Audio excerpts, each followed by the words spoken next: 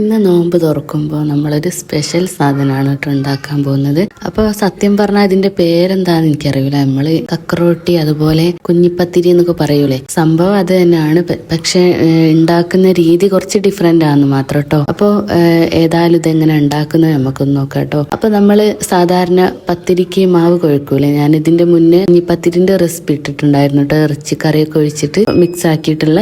അപ്പോൾ അതിന് ഏകദേശം ആക്കിയ പോലെ തന്നെ നമ്മൾ പത്തിരിപ്പൊടി നന്നായിട്ട് കുഴച്ചെടുത്ത് തിളച്ച വെള്ളത്തിൽ കുഴച്ചെടുത്തിട്ട് ഇതുപോലെ ചെറിയ കുഞ്ഞി ബോൾസ് ആക്കിയിട്ട് ഒരു ചെറിയൊരു തൊപ്പി പോലെ ആക്കി എടുക്കുക കേട്ടോ. അങ്ങനെ കൂടെ ഒന്ന് ആക്കിയെടുത്തിട്ട് പിന്നെ ഇഡ്ഡലി തട്ടിലിട്ടിട്ട് ഒന്ന് ആവി കയറ്റി എടുക്കുക കേട്ടോ ചെയ്യുക. ഒരു 10 മിനിറ്റ് അപ്പോൾ വെന്ത് വരും കേട്ടോ. 10 മിനിറ്റ് വേവിക്കുമ്പോൾ പിന്നെ അതിലേക്ക് ഒരു അരപ്പ് തയ്യാറാക്കണം കേട്ടോ. ഇതാണ് കേട്ടോ ഇതിൽ ഡിഫറെന്റ് ആയിട്ട് നമ്മൾ ചേർക്കുന്നത്. അപ്പോൾ നമ്മൾ കുറച്ച് തേങ്ങ, അതുപോലെ മുളക് പൊടി, ചെറിയുള്ളി, കുറച്ച് ഉപ്പ് ഇട്ടിട്ട് നമ്മൾ തേങ്ങാ ചമ്മന്തി ഒക്കെ ഉണ്ടാക്കൂലേ, സാധാരണ ചമ്മന്തി, അതുപോലെ മിക്സിന്റെ ജാറിലിട്ടിട്ട് ഒന്ന് ജസ്റ്റ് ഒന്ന് ഒതുക്കിയെടുക്കുക കേട്ടോ ചെയ്യുക. പിന്നെ അതിന് ശേഷം നമ്മളൊരു പാൻ വെച്ചിട്ട് അതിലേക്ക് കുറച്ച് വെളിച്ചെണ്ണ ഒഴിച്ചിട്ട് പിന്നെ കടുകും അതുപോലെ കറിവേപ്പില ഇട്ടിട്ട് നമ്മൾ ഈ ചതച്ച് വെച്ചിട്ടുള്ള പിന്നെ ഈ ചമ്മന്തി ഇല്ലേ അതും കൂടെ അതിലേക്ക് ഇട്ട് കൊടുക്കുക കേട്ടോ. എന്നിട്ട് അതിൽ നിന്ന് നന്നായിട്ടൊന്ന് മിക്സ് ചെയ്തതിന് ശേഷം നമ്മൾ ഈ തയ്യാറാക്കി വെച്ചിട്ടുള്ള ഈ കുഞ്ഞിപ്പത്തലും കൂടെ അതിലേക്ക് ഇട്ടിട്ട് മിക്സ് ചെയ്തെടുത്താൽ സംഭവം റെഡി ആയിട്ടുണ്ട് കേട്ടോ. അപ്പൊ ഇതിന്റെ പേരെന്താന്ന് ഞാൻ പറഞ്ഞല്ലോ, എനിക്കറിയില്ല. ഇത്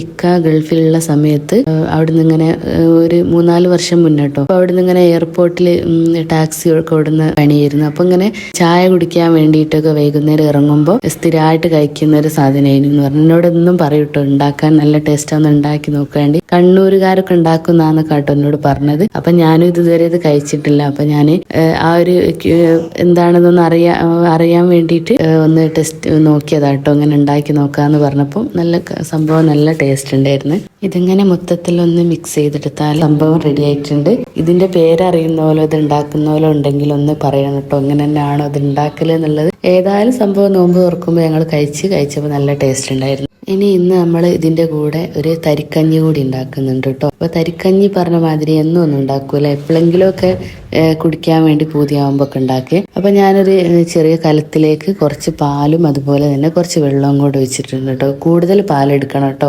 പാലിനെക്കാട്ട് കുറവ് വെള്ളം അങ്ങനെ എടുത്തിട്ട് പിന്നെ 2 ഏലക്കായും കൂടെ ഇട്ട് കൊടുക്കുന്നുണ്ട്. നമ്മളിതൊരു നേർത്ത് ഒരു ഇതായിട്ടാണ് കുടിക്കാൻ ടേസ്റ്റ് ഉണ്ടാവും കേട്ടോ, ലൂസായിട്ട്. അപ്പോൾ കുറച്ച് റവയിലേക്ക് പാലൊഴിച്ചിട്ട് ഒന്ന് മിക്സ് ആക്കി എടുക്കാം.